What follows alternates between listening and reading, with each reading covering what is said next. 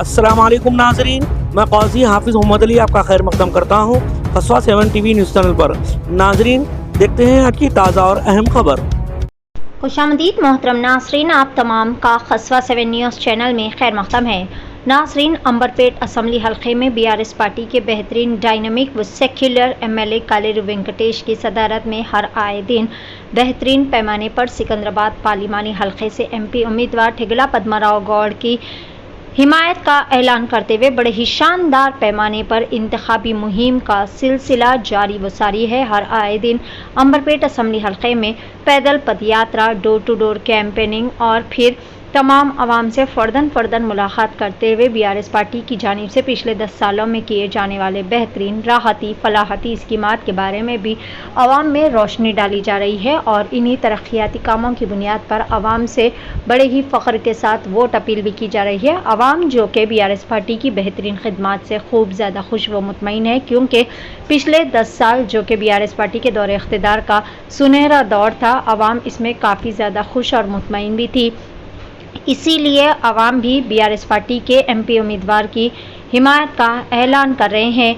आज बतारीख 10 मई बरोज़ जुमा को अंबरपेट जैसवाल गार्डन में कालेरू वेंकटेश की जानिब से बड़े ही शानदार पैमाने पर पैदल पदयात्रा का एहतमाम किया गया। ये पैदल पदयात्रा जो कि बीआरएस पार्टी के बेहतरीन व hard working senior leader Suresh Gaur की ज़ेर सदारत में और इनके साथ मिलकर किया गया। इस मौके पर सुरेश गौड़ ने तमाम आवाम से गुजारिश की कि वह आने वाले लोकसभा इंतखाबात में ठेगला पद्माराव गौड़ की जीत को यकीनी बनाए, क्योंकि एमएलए कालेरू वेंकटेश और एमपी ठेगला पद्माराव गौड़ की ये दोनों मिलकर आवाम को राहत पहुंचाने के लिए और अंबरपेट असम्बली हल्के में मज़ीद तरक्याती काम करने के लिए ज़रूरी है और बीआरएस पार्टी के साथ ही आवाम की तरक्की मुमकिन है।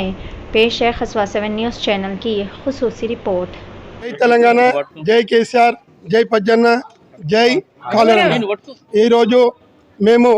ఈరోజు మేమందరం కలిసి ఇంటింటికి పాదయాత్ర పోతున్నాము। ప్రజల వద్ద మంచి స్పందన దొరుకుతుంది।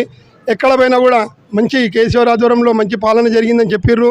అదే కాకుండా జరిగిన 5 నెలల క్రితం జరిగిన ఎన్నికల్లో ఏదైతే ప్రజలు మోసపోయారో 6 పథకాలని చెప్పి ప్రజలను మోసం చేసిరో మళ్ళీ ఒకసారి మోసం పోము।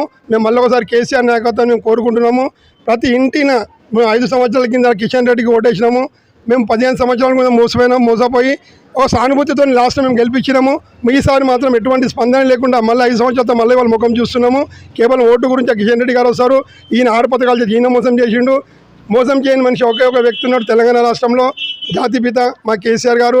ఆయన ఎన్నుకున్న వ్యక్తి పద్మజను గెలిపించి భారీ మెజార్టీతో మేము గెలిపించి మళ్ళొకసారి సికింద్రాబాద్ గడ్డ మీద టీఆర్ఎస్ జెండా ఎగురవేస్తామని మేము అందరికీ ప్రజలు జరిగిపోతే మాకు అందరూ కూడా మంచి ఆశీర్వాదం ఇస్తారు। జై తెలంగాణ, జై తెలంగాణ।